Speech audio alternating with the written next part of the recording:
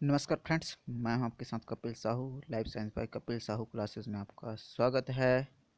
आज मैं आप लोगों के लिए एक नया टॉपिक लेकर आया हूं जिसका नाम है remind paper of CSIR net life science.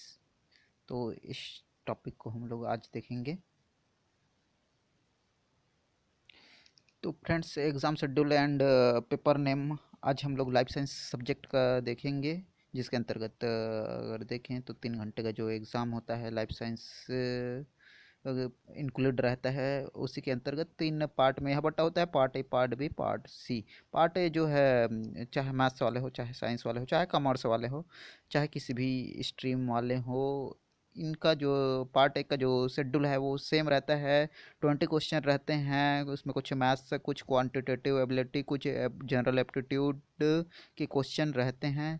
इस 20 क्वेश्चन में से 15 क्वेश्चन बनाने होते हैं। प्रत्येक क्वेश्चन के लिए 1 नंबर डिसाइडेड होता है। इसी प्रकार इसी 3 घंटे एग्ज़ाम में पार्ट बी होता है जो कि सब्जेक्टिव होता है, यानी कि जैसे हमारा सब्जेक्ट जूलॉजी या बॉटनी है तो फिर लाइफ साइंस के नाम से एग्ज़ाम देंगे। इस लाइफ साइंस के सिलेबस के अंतर्गत बॉटनी, जूलॉजी और कुछ पार्ट जो है बायोकेमिस्ट्री इसके अंतर्गत आएंगे।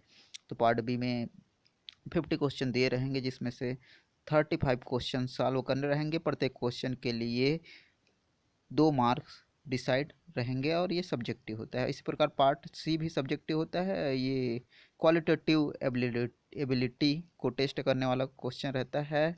थोड़ा सा लंबे लंबे क्वेश्चन इस सीरीज़ में देखा जाता है।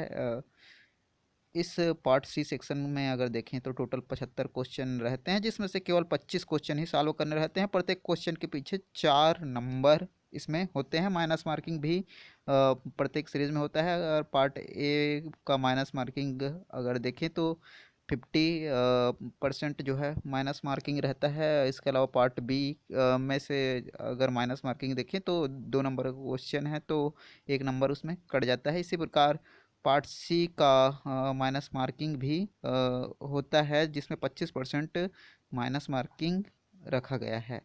अब तो इस तरह से पार्ट ए, पार्ट बी और पार्ट सी 3 पार्ट में बटा हुआ होता है 3 घंटे का जो लाइफ साइंस का एग्ज़ाम होता है।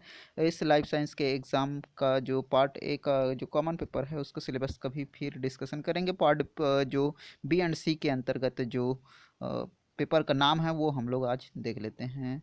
तो ये सीरीज़ सबको याद होना चाहिए।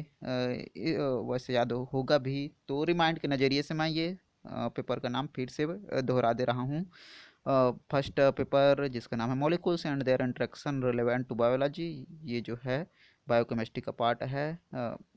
सेकंड यूनिट अगर देखें तो सेलुलर ऑर्गेनाइजेशन। थर्ड यूनिट या फिर थर्ड पेपर का नाम में अगर देखें तो फंडामेंटल प्रोसेस। फोर्थ पेपर का नाम अगर देखें तो cell communication and cell signalling. Fifth developmental biology. Six system physiology plant के अंतर्गत, जबकि सेवन्थ है सिस्टम फिजियोलॉजी एनिमल के अंतर्गत।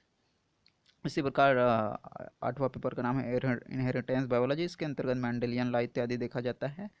नाइन्थ यूनिट के अंतर्गत डाइवर्सिटी ऑफ लाइफ फार्म। ये जो डाइवर्सिटी है इसका बेसिक्स अगर हम लोग देखना चाहें तो 12th का जो लास्ट चैप्टर, लास्ट यूनिट है बायोडाइवर्सिटी सेक्शन के अंतर्गत, तो वो इसका बेसिक नॉलेज देने के लिए काफ़ी है। इकोलॉजिकल प्रिंसिपल्स जो है 10th यूनिट का नाम है। इसी प्रकार 11th यूनिट अगर देखें तो इवोल्यूशन एंड बिहेवियर। इसके पश्चात जो है 12th यूनिट अगर देखें अप्लाइड बायोलॉजी। 13 यूनिट अगर देखें तो मेथड्स इन बायोलॉजी। तो इस प्रकार टोटल 13 यूनिट या फिर कहें कि 13 पेपर का नाम बायोलॉजी या फिर कहें कि लाइफ साइंसेस के अंतर्गत 13 यूनिट या 13 चैप्टर या फिर कहें कि 13 पेपर डिसाइडेड होते हैं। इसके अंतर्गत और भी सब टाइटल्स मिलेंगे जो फिर कभी कवर करेंगे। Thank you.